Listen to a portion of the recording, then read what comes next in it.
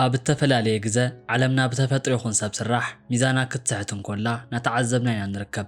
ካብዚኣቶም መንጎ ድማ ኩናት እቲ ቀንዲ ተግባር እዩ።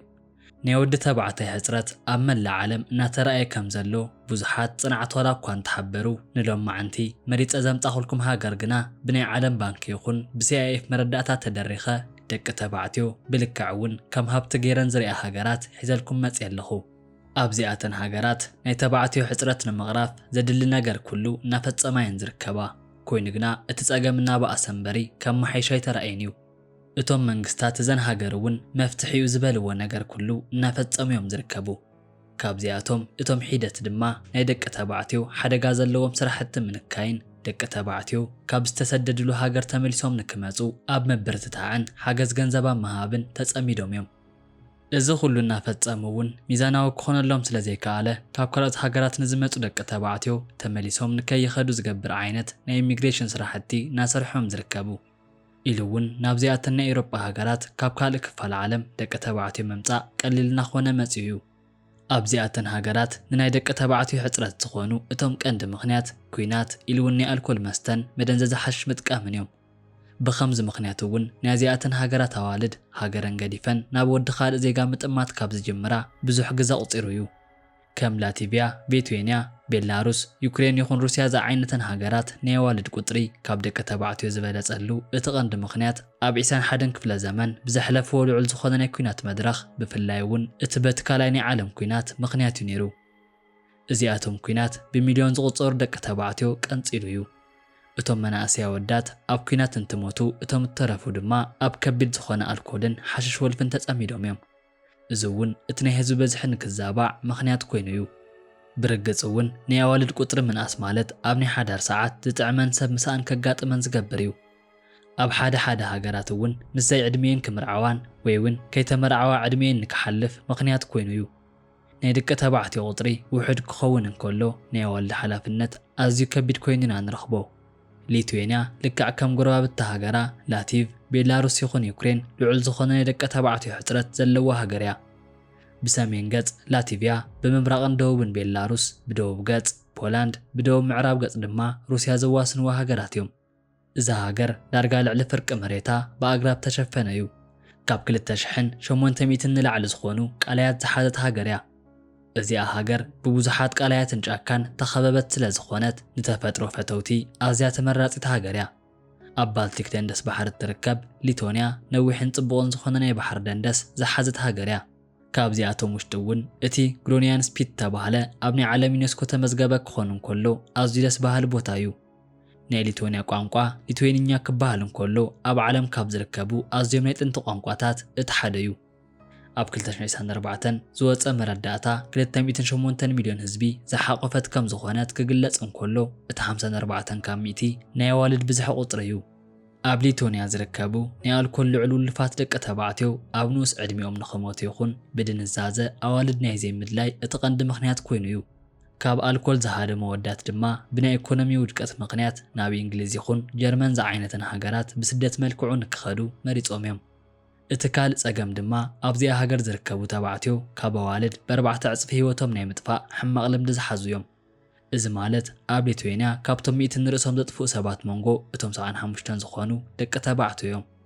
እቲ ምኽንያት እውን ናይ ኣልኮልን ኢኮኖሚ ምዝባዕን ጭንቀትን እዮም። ኣብ 2022 ዝወፀ መረዳእታ ካብ 100,000 ዜጋ ዝሃገር እቶም 20 ካብ 100 ዝኾኑ ሰባት ንርእሶም ዘጥፍኡ እዮም። ናይዚኣ ሃገር ዜጋ ድማ እዚ ናይ ዘይምምጥጣን ብዝሒ ናሃቶም ዝኾነ መልሲ ሂቦምሉ እዮም። ደቂ ተባዕትዮ ከም ክባር ዳይመንድ እዮም ዝሕሰቡ። እዚ ተሓሳስባ እውን ሓንሳብ ናብ መስሓቂ ዝኾነ ባህሊ ክልወጥ ይስተውዓል እዩ። ናይ ተባዕትዮ ዝኾነ ክቡር በዓል ዝሓዙ እዮም። ኣብዚ መዓልቲ እውን ተባዕትዮ ካብ ኣዋልድ ናይ ዕምባባ ይኹን ካልኦት ህያባት እናተዋህቡ ክውዕሉ እዮም ዝግበሩ። ንኣብነት ኣዋልድ ኣብ እተኣከባሉ ሓደ ወዲ ተባዕታይ እንተመፂኡ ልዕል ዝበለ ወንበር ብምሃብ ብባህላዊ ደርፊ ክዕጅብኦ ይረአዩ። ኣብ ሊትዌንያ ኣብ ኮሌጅ ተማሂሮም ካብ ዝምረቑ ሰባት መንጎ እተን 70 ካብ ሚእቲ ኣዋልድ ምዃነን ይሕበር እዩ።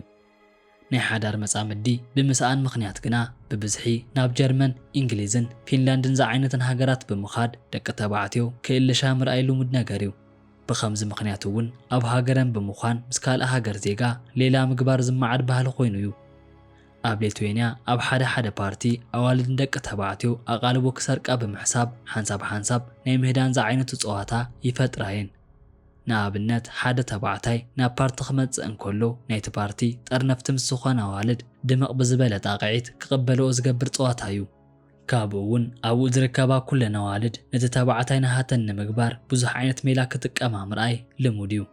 እዚ ምርኢት ንደቂ ተባዕትዮ ኣብ ልዑል ዝኾነ ደረጃ ንኽቕመጡ ዝገብር ዋላ እኳ እንተኾነ እቲ ኩነታት ግና ኣዝዩ መስሓቂ ፀዋታ እዩ።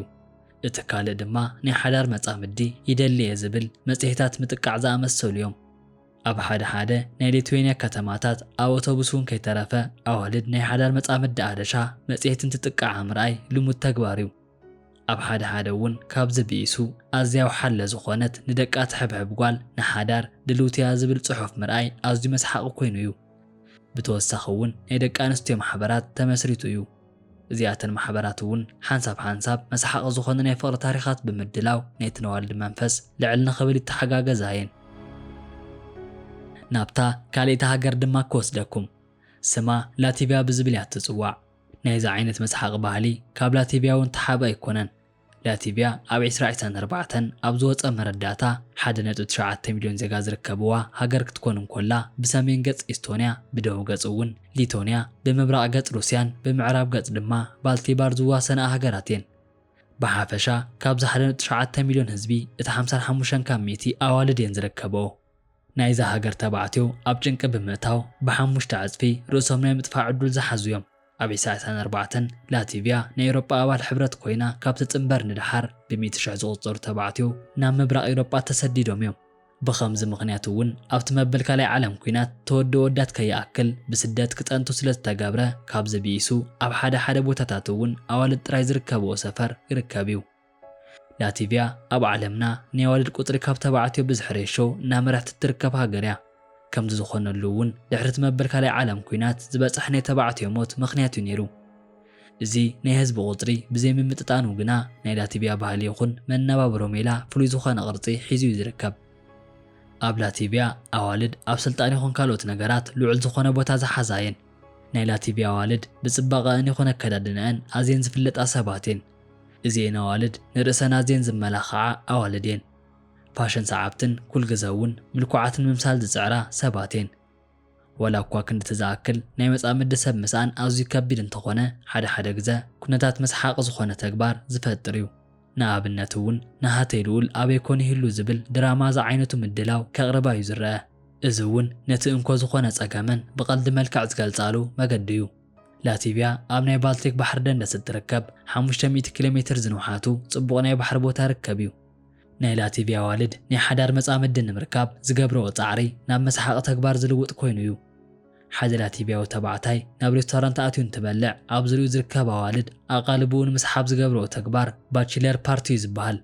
ናይ ላቲቪያን ናይ ሊቶንያ ኣህዛብ ብመጠን ብዝሒ ዋላ ሓደ እኳ ተዘይኮና ነዚ ነገር ንምቕራፍ ዝወስድዎ ስጉምቲ ግና መደነቒ ኮይኑ ቀጺሉ እዩ። ካብዚኣቶም መንጎ እቲ ሓደ ናይ ተባዕታይ ጥዕናን ክሊኒካትን ምምሕያሽ ዝብል እዩ። ኣብዚ ውሽጢ እውን ተባዕትዮ ናብ ጸገም ዘእትዉ ነገራት ከም ሽጋራ ይኹን ኣልኮል ኣብ ምንካይን ናይ ጥዕንኦም ቼክ ንምግባር ዘበረታትዕ እቶም ቀንዲ እዮም። እቲ ካልእ ድማ ናይ ተባዕትዮ ሓደጋ ዘለዎም ስራሕቲ ምንካይ እዩ። ኣብ ናይ ስራሕ ቦታታት እውን ድሕንነቶም ምርግጋጽ እቲ ሓደ እዩ። ናይ ምህሮን ስነ ልቦናን ምግልባት ድማ እቲ ካልእ መማረፂ እዩ። እቲ ካልእ እውን ንተባዕትዮ ኣብ ናይ ማሕበራዊ ጉዳይ ኣፍልጦ ክሕዙ ማለት እዩ። ኣብ ሓበሻ ዝርከብ ናይ ኣዋልድ ደገፍ ኣብዚአን ሃገራት ድማ ናይ ተባዕትዮ ደገፍ ብዝብል እዩ ዝፍለጥ። እቲ ካልእ ናይ መጨረሻ መማረፂ ናይ ኢሚግሬሽን ኢሉ እውን ካልኦት ፖሊሲ ምትዕርራይ እዩ።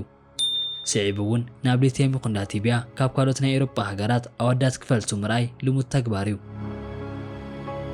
ላይክን ሸርን ብምባል ንዘለኩም ርእቶ ኣብ ናይ ኮመንት ቦታ ግደፍሉ ክብል ፈቱ።